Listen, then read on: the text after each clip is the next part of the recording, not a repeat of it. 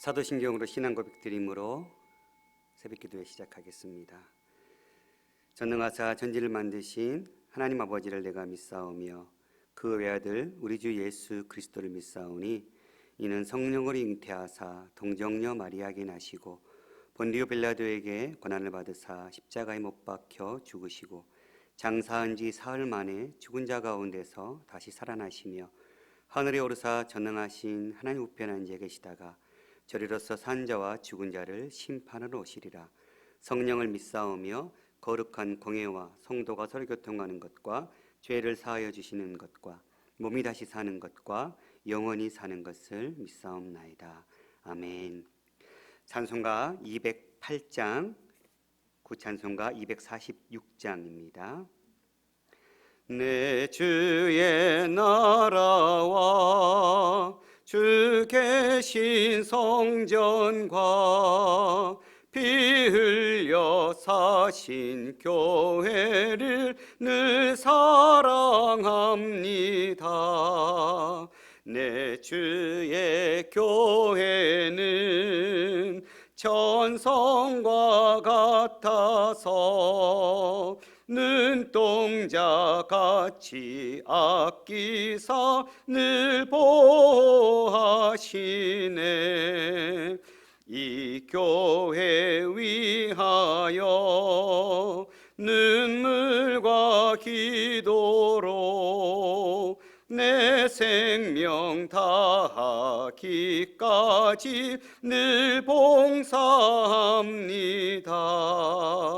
성도의 교제와 교회의 위로와 구주와 맺은 언약을 늘 기뻐합니다.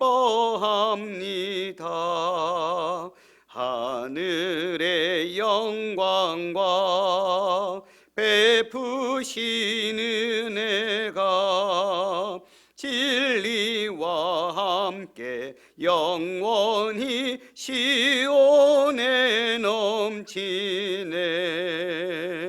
아멘. 아멘. 오늘 말씀 마가복음 4장 21절부터 34절까지 말씀 봉독해드리겠습니다. 또 그들에게 이르시되 사람이 등불을 가져오는 것은 말 아래에나 평상 아래에 두려함이냐 등경 위에 두려함이 아니냐. 드러내려 하지 않고는 숨긴 것이 없고 나타내려 하지 않고는 감추인 것이 없느니라. 들을 귀 있는 자는 들으라. 또 이르시되 너희가 무엇을 듣는가 스스로 삼가라. 너희의 헤아리는 그 헤아림으로 너희가 헤아림을 받을 것이며 더 받으리니 있는 자는 받을 것이요 없는 자는 그 있는 것까지도 빼앗기리라. 또 이르시되 하나님의 나라는 사람이 씨를 땅에 뿌림과 같으니 그가 밤낮 자고 깨고 하는 중에 씨가 나서 자라되 어떻게 그리 되는지를 알지 못하느니라. 땅이 스스로 열매를 맺되 처음에는 싹이요 다음에는 이삭이요 그 다음에는 이삭의 충실한 곡식이라. 열매가 익으면 곧 낫을 대나니 이는 추수할 때가 이르렀습니다. 또 이르시되 우리가 하나님의 나라를 어떻게 비교하며 또 무슨 비유로 나타낼까. 겨자씨 한 알과 같으니 땅에 심길 때에는 땅 위의 모든 씨앗보다 작은 것이로되 심긴 후에는 자라서 모든 풀보다 커지며 큰 가지를 내나니 공중의 새들이 그 그늘에 깃들일 만큼 되느니라. 예수께서 이러한 많은 비유로 그들이 알아들을 수 있는 대로 말씀을 가르치시되 비유가 아니면 말씀하지 아니하시고 다만 혼자 계실 때에 그 제자들에게 모든 것을 해석하시더라. 아멘. 오늘 본문 말씀은 4장 1절에 바닷가 배에 올라앉으셔서 온 무리는 육지에서 말씀을 듣고 있는 그 비유의 말씀이 지속되고 있는 본문의 말씀입니다. 씨 뿌리는 자의 네 가지 땅에 떨어진 비유에 대해서 말씀하신 주님께서 오늘은 등불의 비유를 비롯한 여러 가지 비유에 대해서 하나님 나라가 이러이러하다라고 설명해주고 있는 하나님의 나라의 비유로 불리우는 선상설교의 본문이 지속되고 있는 본문입니다. 오늘 21절에 보니까 또 그들에게 이르시되 사람이 등불을 가져오는 것은 말 아래나 평상 아래에 두려함이냐 등경 위에 두려함이 아니냐. 오늘 등불 비유는 4장 12절에 이는 그들로 보기는 보아도 알지 못하며 듣기는 들어도 깨닫지 못하게 하여 돌이켜 죄 사함을 얻지 못하게 하려 함이라 하시고, 주님께서 비유로 말씀하신 이유에 대해서 설명하셨거든요. 그런데 이 말씀이 가져올 수 있는 불필요한 오해를 불식하려는 의도가 있는 듯 보입니다. 등불을 켜서 가져오는 이유가 말 아래나 평상 아래에 두는 데 있지 않고 등경 위에 두기 위함인 것처럼 예수님의 비유도 그 의미를 밝히 드러내는 데 있다라는 것입니다. 마치 비유로 얘기하는 것이 그 진리를 감추고 숨기어서 깨닫는 자만 알게 되는 것처럼 비춰지지만, 주님께서 말씀하시는 그 비유의 참된 목적은 그 비유를 통해서 하나님 나라를 밝히 드러내고 알려주기 위함이다라는 것을 그 오해를 지금 불식시키고 있는 것이죠. 사람이 불을 밝히기 위해서 등경에 등불을 가져왔는데 그것을 말 아래에나 평상 아래에 숨긴다면 등불을 가져온 의미가 사라지겠죠. 등불을 가져온 이유는 그 등불을 등장대 위에 올려놓고 그 방을 환하게 밝히기 위함이죠. 주님께서 비유로 말씀하신 이유도 감추는 것처럼 겉으로는 보이지만 실제 본질은 그 비유를 통해서 하나님 나라가 이러이러하다라고 밝히 드러내기 위함이라는 것을 기억해라 라고 교훈하고 있는 것이지요. 등불 비유의 의미가 22절에 빛 아래서 다시 설명되고 있는데, 드러내려 하지 않고는 숨긴 것이 없고 나타내려 하지 않고는 감추인 것이 없느니라. 오늘 개역 개정의 본문 말씀이 한글 자체가 좀 이해가 안 되는 것 같아요. 직역하면 이는 숨겨진 것이 드러나지 않을 것이 없고 비밀인 것이 드러나지 않을 것이 없기 때문이다. 그래서 세 번역도 숨겨둔 것은 드러나고 감추어둔 것은 나타나기 마련이다. 그러니까 숨겨놨지만 반드시 그 숨겨진 것이 드러날 때가 있고, 감춰두었지만 그 감춰둔 것이 나타날 수밖에 없다. 이게 비유의 참된 목적이다라고 이야기하고 있는 것입니다. 비유를 통해서 하나님 나라가 가리워져 있는 것처럼 보이지만 그러나 반드시 누군가에게는 드러나게 될 것이고, 반드시 그 비유를 통해서 하나님 나라가 어떤 나라인지를 숨긴 것처럼 감추인 것처럼 보였지만 밝히 드러나는 것이 올 것임을 이야기하고 있는 것입니다. 마가의 문맥에서 예수님을 통해 이 땅에 임한 하나님의 나라는 비유가 표현하듯이 분명 감추어진 모습처럼 보이지만 결국에는 하나님의 나라는 나타낼 수밖에 없다는 것을 강조하고 있는 것이지요. 그렇습니다. 등불을 감추기 위해 등불을 켜는 자는 없습니다. 비유가 가리우는 효과가 있고 심판의 역할을 하기도 하지만 하나님의 나라를 더 분명히 전달하는 것이 궁극적인 목적임을 이야기하고 있는 것입니다. 비유는 스스로 눈 감는 자들에게는 안 보이죠. 그러나 가난하고 겸손한 심령으로 다가가는 자들에게는 광명의 빛을 만날 수 있게 하는 진리가 될 것입니다. 23절의 말씀처럼 들을 귀 있는 자는 들으라. 들을 귀가 있어서 들을 수 있는 심령이 되도록 우리가 기도하기를 원합니다. 듣고 싶어도 들을 귀가 없으면, 또 귀가 있어도 들을 수 있는 준비가 되지 않으면 하나님의 말씀을 들을 수도 없고 들어도 무슨 말씀인지 깨달을 수가 없는 것이죠. 예수님은 자신의 비유가 아무에게나 이해되는 것이 아니고 들을 귀 있는 자들에게만 들린다는 사실을 분명하게 밝혀내고 있습니다. 그러니까 우리가 하나님의 말씀을 듣고 읽고 깨달는 과정 속에 정말 우리에게 진짜 들을 수 있는 귀를 열어주셔서 말씀을 대할 때마다 그 말씀의 본질을 깨닫고 그 본질을 깨달을 뿐만 아니라 그 말씀대로 살아갈 수 있는 힘을 우리에게 부여해 달라고 간구하고 기도하는 자세가 필요한 것 같습니다. 말씀은 똑똑하다고, 공부를 많이 했다고 깨달을 수 있는 것이 아닌 것 같습니다. 성령께서 깨닫게 해주시 아니하시면, 그 비밀을 풀어내 주시 아니하시면 우리는 그 말씀을 마치 감춰져 있는 것처럼 볼 수 없는 그런 상태로 밖에는 설 수 없을 것입니다. 그러니 우리의 닫힌 귀를 열어달라고, 우리 닫힌 눈을 열어달라고 기도하는 마음으로 말씀을 대하는 자세가 필요합니다. 저와 여러분이 그렇게 말씀을 듣고 깨닫는 역사가 일어났으면 좋겠습니다. 오늘 24절 25절은 들음에 대한 경고를 계속해서 말씀하고 있습니다. 말씀을 들을 때 또 이르시되 너희가 무엇을 듣는가 스스로 삼가라. 말씀을 어떻게 듣는지가 중요하다는 것을 이야기하고 있는 것이지요. 즉 예수님의 말씀에 대해서 취하는 태도에 따라 보상이 주어진다는 것입니다.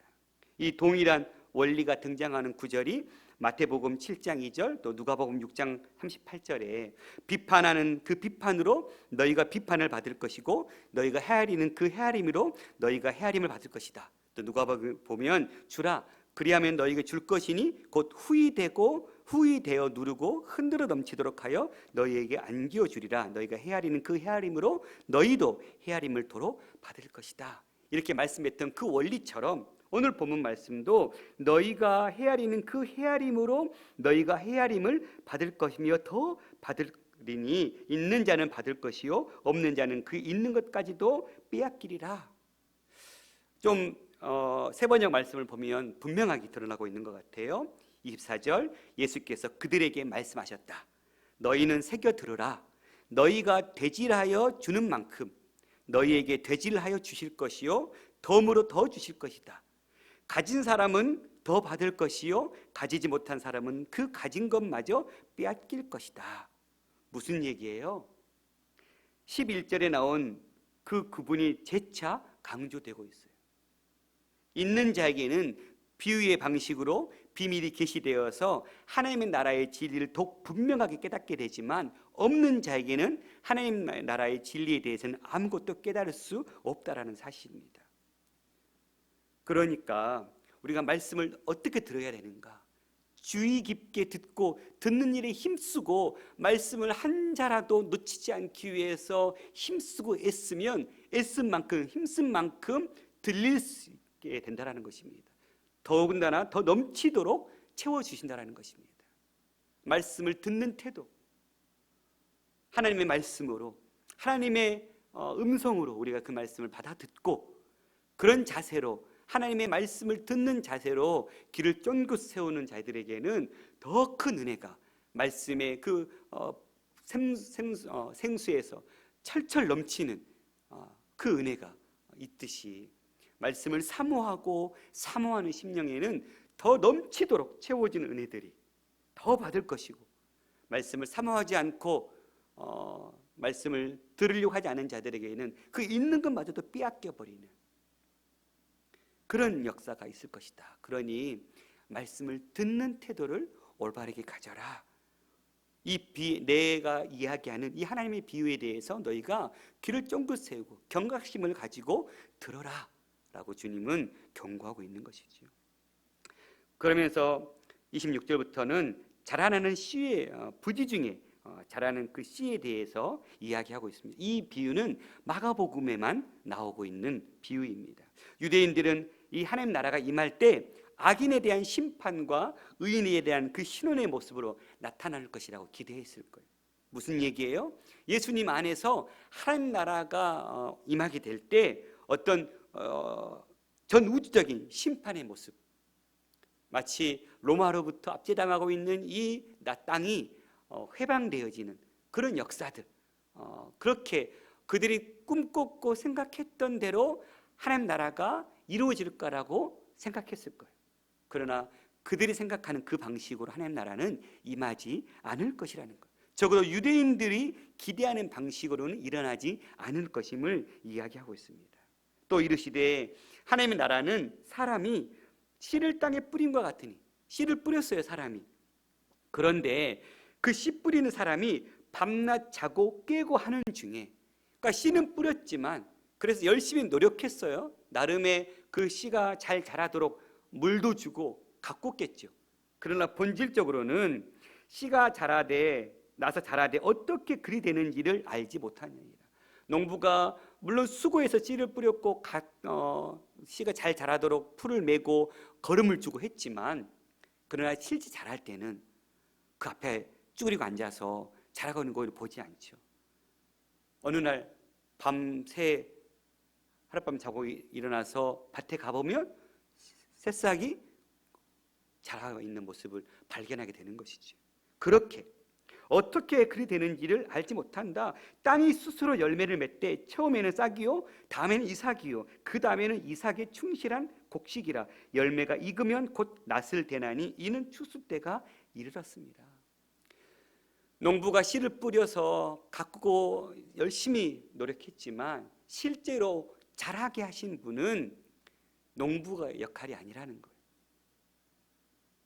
그렇게 하나님의 나라는 보이지 않게 부지 중에 자라난 씨처럼 하나님의 나라는 어떤 인간의 능력에 달려 있거나 인간의 노력으로 이루어져 가는 것이 아님을 오늘 비유를 통해서 우리에게 알려주고 있습니다.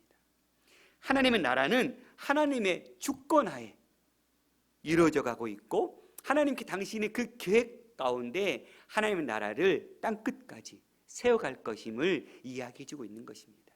하나님의 나라가 인간의 어떤 수고와 애씀과 노력으로 이루어지는 것이 아니라 하나님의 그 손에 달려있다, 이것을 이 비유를 통해서 이야기하고 있는 것입니다.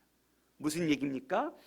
하나님께서 하나님 나라는 주관하고 계시니까 결코 죽지 않고 사그러지지 않고 중단되지도 않을 것이다. 하나님 나라는 사람들에게 매력적으로 다가가지도 않을 것이다. 전면적으로 환영도 받지 않을 것이다. 대로도 아니고 좁은 길이고 좁은 문일 것이다. 그러나 분명하게 거기에는 생명이 있고 꺼져가는 것처럼 보이지만, 사라져가는 것처럼 보이지만 하나님께서 반드시 자라게 하신다. 주님 손에 달려있다. 이렇게 이야기하고 있는 것입니다. 그렇습니다. 한국교회가 위기에 처해 있는 것처럼 보이고, 특히 근래에 일어나는 일들 가운데 교회가 더 많은 사람들로부터 지탄을 받고 있고 참 어려움 가운데 놓여져 있죠. 하나님의 나라가 위축되는 것처럼 보이고 교회가 위축되는 것처럼 보입니다. 우리 눈에는 그렇게 보일 수 있어요. 또 실제적으로도 그렇게 위축될 수도 있습니다. 그러나 우리가 두려워하지 않을 것은 하나님의 나라는, 그리고 그 하나님 나라의 표상인 교회는 하나님께서 세우시고 지키시고 하나님께서 붙드시기 때문에 하나님의 주권하에 하나님의 나라는 여전히 지속되고 그 일에 있어서는 어떤 사탄의 세력도 어떤 세상의 세력도 막을 수가 없다라는 것입니다. 우리는 그것을 신뢰하고 우리에게 주어진 복음의 역할, 우리에게 주어진 복음 전도자의 역할을 충실하게, 또한 더 나아가서 교회가 세상의 등불, 세상의 빛이요 소금으로서의 그 사명을 충성스럽게 감당하는 것이죠. 한 사람의 의인만 있다면 그 의인을 통해서 세상은 바뀔 수 있습니다. 하나님은 의인 10명이 없어서 소돔과 고모라 성이 멸망했고 의인 한 사람이 없어서 예루살렘 성이 멸망했던 것처럼 깨어있는 그 의로운 자들을 통해서, 그 남은 자들을 통해서 하나님은 하나님 나라를 세워가실 것입니다. 그러니 어려운 상황과 환경 속에 처해져 있지만 절망하고 낙심하고 그렇게 질서 쓰러져 있는 것이 아니라 어렵지만 암담하고 꺼져가는 것처럼 보이지만 꺼져가는 등불도 끄지 아니하시는 그 소유의 손길이 결국은 하나님 나라에게도 동일하게 주어지고 있음을 우리가 알고 오늘 우리에게 주어진 역할들을 충성스럽게 감당했으면 좋겠습니다. 30절에 32절은 겨자씨 비유를 이야기하고 있습니다. 또 이르시되 우리가 하나님 나라를 어떻게 비교하며 또 무슨 비유로 나타낼까 하면서 하나님 나라를 비유하는데 겨자씨, 많은 씨 중에 아주 눈에 보이기 아주 잘 보이지 않을 정도로 작은 씨라고 해요. 그 겨자씨 하나과 같으니 땅에 심길 때는 땅 위의 모든 씨보다 작은 것이로되 심긴 후에는 자라서 모든 풀보다 커짐에 큰 가지를 내나니 공중의 새들이 그 그늘에서 깃들일 만큼 된다. 오늘 이 겨자씨 비유를 하나님 나라의 시작을 겨자씨에 비교함으로써 그 나라의 비밀스러운 특성을 드러내고 있습니다. 물론 겨자씨는 큰 나무가, 겨자는 큰 나무가 아닙니다. 그런데도 겨자를 큰 가지를 내는 나무라고 암시하는 것은 구약 성경에 나무가 갖는 상징적인 의미 때문에 그럴 것입니다. 구약 성경에서 나무는 제국을 상징할 때가 많습니다. 에스겔서 17장 또 31장에 보면 백향목으로 예루살렘을 비유하고 있어요. 또 다니엘서 4장에 가면 그 나무가 자라서 견고하여지고 그 높이는 하늘에 닿았다, 이렇게 제국이 견고함을 표현하고 있는, 그러니까 마치 눈에 보이지 않는 작은 씨였지만 크게 자라는 겨자처럼 하나님 나라의 처음 시작은 미비하고 보이지 않는 것처럼 보였지만 후에는 성장할 수밖에 없다라는 것을 이야기하고 싶었던 것이겠죠. 하나님 나라의 시작은 겨자씨 하나같이 미비합니다. 그러나 하나님의 아들 예수에게서 시작된 이 하나님 나라는 결국은 12제자들을 통해서 전파되기 시작했고, 또한 그 12제자를 통해서 팔레스타인 땅을 넘어서 로마를 넘어서 전 세계까지 증거되어지는, 마치 가지에 깃들이는 큰 나무처럼 하나님 나라는 세워져 가고 있는 것이 현재 우리에게 또 보여지고 있죠. 이스라엘에는 작은 나라에서 시작되었던 하나님 나라가 지금은 온 열방에 흩어지고 있고 여전히 지금 확장되어 가고 있는 큰 나무의 나라로 세워져 가고 있는 것이죠. 이 조선 땅에도 수많은 선교사들의 그 피땀 흘린 그 복음의 열정과 그 수고로 이렇게 100여 년의 짧은 역사 속에서 이제는 세계 열방에 더 많은 선교사들을 파송하고 후원하는 교회로 세워진 역사가 일어난 것처럼, 누가 그렇게 기대했겠어요? 조선 땅에 오셔서 주의 복음을 전했던 선교사님들이 이 날을 꿈꿨을까요? 정말 이렇게 한국이라는 나라가, 이 작은 나라가 이렇게 복음에 영향력 있는 나라로 세워질 것을 기대했을까요? 이게 하나님의 나라라는 것입니다. 작은 시작이었지만 하나님께서 주관하고 있고 붙들고 있기 때문에 반드시 하나님 나라는 큰 백향목처럼 많은 나무들이 깃들은 그 가지가 풍성한 나무로 세워질 것이다 라고 비유를 통해서 말씀해 주고 있는 것입니다. 남녀노소, 지역과 혈통을 넘어 누구든지 그 나라 안으로 들어오기만 하면 시대를 넘어서 진리를 발견하게 되고 참된 안식과 참된 인생의 삶의 목적을 깨닫게 되는 진정한 하나님의 나라의 백성이 되는 그런 역사들이 지금도 일어나고 있다는 사실입니다. 그러니 들을 귀가 있으면 그 하나님의 나라의 그 이야기를 들을 수만 있다면 누구든지 동참할 수 있는 나라가 이 하나님의 나라라는 사실입니다. 비유로 가르치신 예수님께서 33절에서 이러한 많은 비유로 그들이 알아들을 수 있는 대로 말씀을 가르치시되, 아마 여기에 이렇게 기록된 여러 가지 비유의 말씀보다도 더 많은 비유로 이야기했던 것 같아요. 수많은 비유로, 많은 비유로 주님은 백성들에게 알려주셨어요. 그리고는 비유가 아니면 말씀하지 아니하시고 다만 혼자 계실 때 그 제자들에게 모든 것을 해석하시더라. 4가지 땅에 뿌려졌던 그 비유를 제자들에게 설명해 줬던 것처럼 예수님의 그 비유를 깨닫지 못한 자들에게 예수님은 그 비유를 설명해 주셨어요. 마치 우리도 하나님 말씀을 읽고 묵상하고 들어도 때로는 모를 때가 많아요. 이게 왜 그렇지? 저도 너무 말씀을 연구하다 보면 모르는 게 너무 많아요. 그래서 책도 찾아보고, 책을 찾아봐도 분명하고 확실하지 않을 때도 참 많아요. 그래서 정말 성령님께서 깨닫게 해주시는 그 도움이 절실한 것 같아요. 주님께서 그 말씀을 해석해 주시더라고요. 오늘 성령께서 우리에게 말씀을 밝히 깨닫게 해주시는 은혜가 넘치도록 기도해야 될 줄 믿습니다.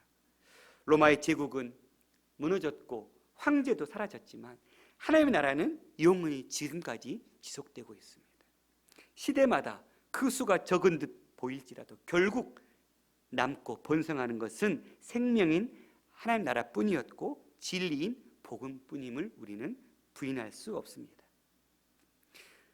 세상의 모든 것은 유한하고 사라질 수밖에 없지만 하나님의 나라의 복음, 또 하나님의 나라는 영원히 지속될 것입니다.